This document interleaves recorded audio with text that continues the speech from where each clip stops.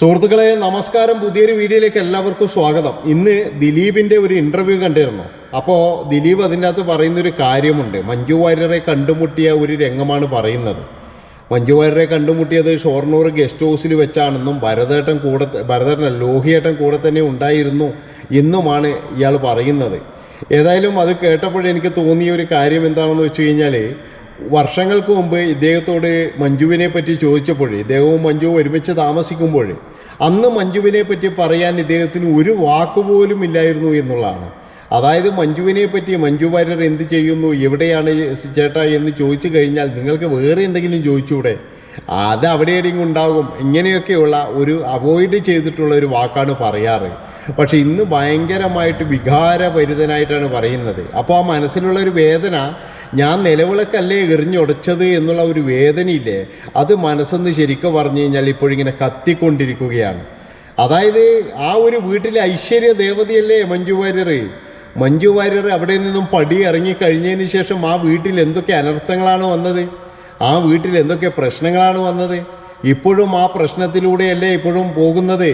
ഒരുപക്ഷെ എനിക്ക് തോന്നുന്നത് ഈ ജനപ്രിയ നായകൻ എന്നുള്ള ഒരു പേര് പോലും പോകാനുള്ള കാരണം മഞ്ജു വാര്യർ ഉപേക്ഷിച്ചത് തന്നെയാണ്.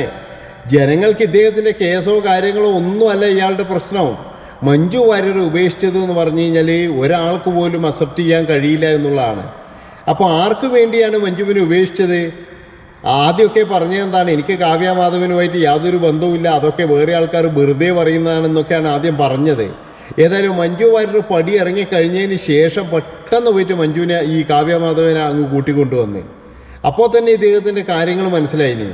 അല്ല, ഈ കല്യാണം കഴിക്കലും ഈ എന്നാൽ ഡിവോഴ്സ് ആയാലൊന്നും ഒരു പുത്തിരിയൊന്നുമല്ല. പക്ഷേ ഒരു കാര്യം ആലോചിക്കേണ്ടത്, ഒരു കുട്ടി, ഒരു നടി അതിൻ്റെ ഏറ്റവും വലിയ ഹൈ ലെവലിൽ നിൽക്കുമ്പോഴാണ് ദിലീപ് പ്രലോഭിപ്പിച്ച് കല്യാണം കഴിപ്പിച്ച് കൊണ്ടുവരുന്നത് എന്നുള്ളതാണ്. അതിന് എത്രമാത്രം നഷ്ടങ്ങൾ വന്നിട്ടുണ്ടാകും, അതിൻ്റെ സ്വപ്നങ്ങൾ തകർന്നിട്ടുണ്ടാകും, അതിൻ്റെ അച്ഛനും അമ്മേൻ്റെയും സ്വപ്നങ്ങൾ എത്ര തകർന്നിട്ടുണ്ടാകും. അപ്പോൾ ഈ മഞ്ജു വാര്യർ അങ്ങനെ എല്ലാം ഉപേക്ഷിച്ചിട്ട് ഇയാളുടെ കൂടെ വരവാണ്. വീടും നാടും കലയും സിനിമയും എല്ലാം ഉപേക്ഷിച്ചു, ഏട്ടനെയും എല്ലാം ഉപേക്ഷിച്ച് വരവാണ്. അങ്ങനെ ഇദ്ദേഹത്തിൻ്റെ സരോവരത്തിൽ വന്നിട്ട് അവിടെയുള്ള അടുക്കള പണിയും അതുപോലെ തന്നെ ദിലീപിൻ്റെ മകളെ വളർത്തലും, മീനാക്ഷിയെ വളർത്തലും, ഇതൊക്കെ ചെയ്തിട്ട് നല്ലൊരു അമ്മയായിട്ടും നല്ലൊരു വീട്ടമ്മയായിട്ടും ഒക്കെ അവിടെ കഴിഞ്ഞു കൂടുമ്പോഴും മഞ്ജു വാര്യർക്ക് യാതൊരുവിധ പരിഗണനയും ദിലീപ് കൊടുത്തില്ല.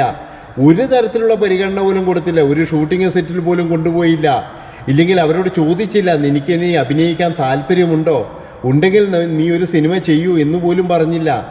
അങ്ങനെ ദിലീപ് ഇവരെ അവോയ്ഡ് ചെയ്ത് ഇവരെ എന്താ പറയുക, പരമാവധി ദ്രോഹിക്കാനുള്ള കാര്യങ്ങളൊക്കെ ദ്രോഹിച്ചു. അത് കഴിഞ്ഞതിന് ശേഷം ഇവർ ആ വീട്ടിൽ നിന്നും പുറത്തിറങ്ങി കഴിഞ്ഞതിന് ശേഷം പിന്നെന്ന് പറഞ്ഞാൽ ലേഡി സൂപ്പർ സ്റ്റാറിൻ്റെ ഒരു വളർച്ചയായിരുന്നു. ഇപ്പോഴും മഞ്ജു വാര്യരുടെ പടമല്ലേ ഓടിക്കൊണ്ടിരിക്കുന്നത്, ദിലീപിൻ്റെ പടങ്ങളെല്ലാം പൊട്ടിക്കൊണ്ടിരിക്കുകയാണ്.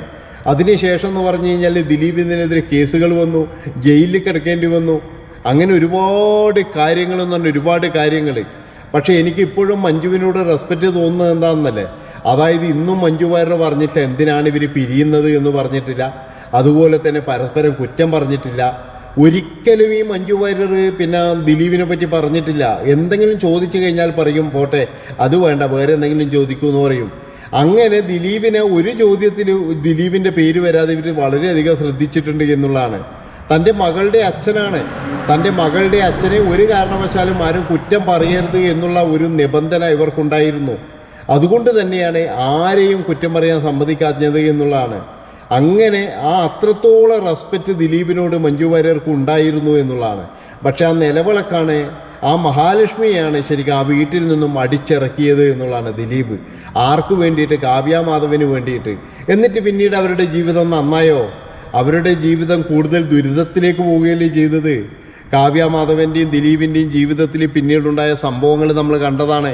പിന്നീട് ജയിലിൽ കിടക്കേണ്ടി വന്നു. അത് കഴിഞ്ഞിട്ട് പറഞ്ഞ് ഇന്നത്തെ ഈ നിമിഷം വരെ അവർക്ക് സമാധാനമില്ലല്ലോ. കാവ്യമാധവൻ സമാധാനം തേടി ഇപ്പോൾ വിദേശത്താണ് ഉള്ളത്, വിദേശത്താണ് താമസിക്കുന്നത്. കാരണം ഇവിടെ സമാധാനമില്ല, അത് തന്നെ, ഇവിടെ നിൽക്കാൻ കഴിയില്ല.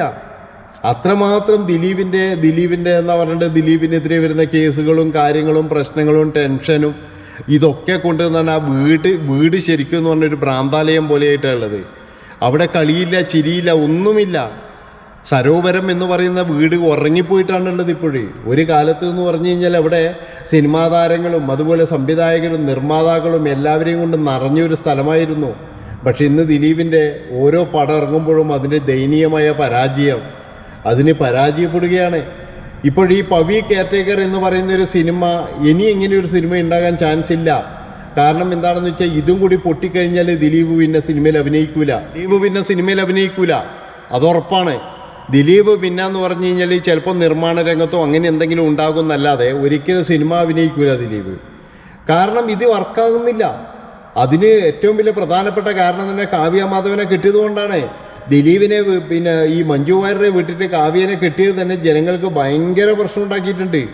അതുകൊണ്ടല്ലേ എല്ലാവരും ദിലീപിൽ നിന്നും അകന്നു പോകുന്നത്. അപ്പോൾ ഇന്ന് ദിലീപ് അങ്ങനെ പറയുമ്പോൾ നിങ്ങളൊരു കാര്യം ആലോചിക്കേണ്ടത്, കാവ്യമാധവൻ എന്ന് പറയുന്ന ഒരു വ്യക്തിക്ക് വേണ്ടിയിട്ട് മഞ്ജു വാര്യരെ ദിലീപ് എന്തൊക്കെ ദ്രോഹങ്ങളാണ് ദ്രോഹിച്ചത്. ഭാര്യ എന്ന് പറയുന്നൊരു പരിഗണന പോലും കൊടുത്തില്ല.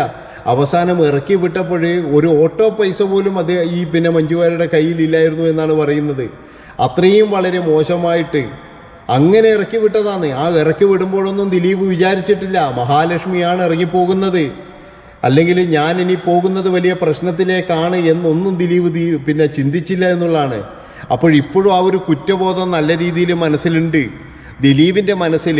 അന്ന് മഞ്ജു വാര്യരെ ഒഴിവാക്കിയതിൻ്റെ കുറ്റബോധം നല്ല രീതിയിലുണ്ട്. ആ മനസ്സ് കരയുന്നത് നമുക്ക് കേൾക്കാം, ആ മനസ്സിൻ്റെ ഉള്ളിലുള്ള സങ്കടം നമുക്ക് കേൾക്കാം.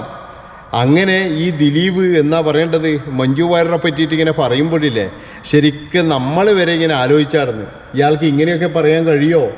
സ്വന്തം ഭാര്യ ആയിരുന്നപ്പോൾ ഒരു കാര്യം പറയാറില്ല, ഇപ്പോഴ് വിട്ടുപോയപ്പോഴാണ് ഇദ്ദേഹത്തിന് വില മനസ്സിലാകുന്നത്, ഇദ്ദേഹം ഇങ്ങനെ പറയാൻ തുടങ്ങുന്നത്. അതുവരെ ഒരു സ്ഥലത്ത് പോലും പറയാറില്ല. അതായത് മാധ്യമത്തിൽ ഇവരെ പേര് വരാൻ പാടില്ല, മഞ്ജു വാര്യരുടെ പേര് വരാൻ പാടില്ല എന്ന് ദിലീപിൻ്റെ നിർബന്ധമായിരുന്നു.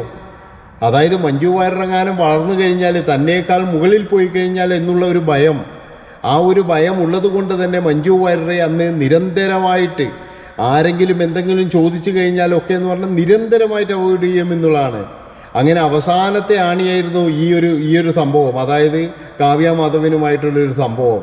അത് ചില ആൾക്കാരൊക്കെ വന്ന് മഞ്ജു വാര്യരോട് പറഞ്ഞു, അങ്ങനെയാണ് കുഴപ്പമാകുന്നതും മഞ്ജു ആ വീട്ടിൽ നിന്നും പടിയിറങ്ങുന്നതും എന്നുള്ളതാണ്. അപ്പോൾ ഇതൊക്കെയാണ് നടന്നിരിക്കുന്നത്. ഏതായാലും കാലം കർമ്മ ഇതൊക്കെ ഉണ്ട് എന്ന് മനസ്സിലായി. അതായത് തിരിച്ചടി ഉണ്ടാവും, തിരിച്ചടി ഉറപ്പായിട്ടുണ്ടാകും. നമ്മൾ ആരോട് പോലും എന്ത് പറഞ്ഞു കഴിഞ്ഞാലും അതിൽ സത്യമില്ലെങ്കിൽ, അത് അദ്ദേഹത്തിന് വേദന ആയിട്ടുണ്ടെങ്കിൽ നമുക്ക് കർമ്മ തിരിച്ചടിക്കും എന്നുള്ള കാര്യത്തിൽ യാതൊരു സംശയവുമില്ല. അപ്പോൾ ഇത്രയും പറഞ്ഞുകൊണ്ട് ഈ ഒരു വീഡിയോ ഇവിടെ വെച്ച് പതിൻ്റെപ്പോഴാണ്. ഇഷ്ടപ്പെട്ട് കഴിഞ്ഞാൽ നമ്മുടെ വീഡിയോ എല്ലാവരും കൂടെ കൂടിക്കോ, ഇതിലും വലുത് വരാനുണ്ട്. അപ്പോൾ നന്ദി, നമസ്കാരം, ബൈ ബൈ.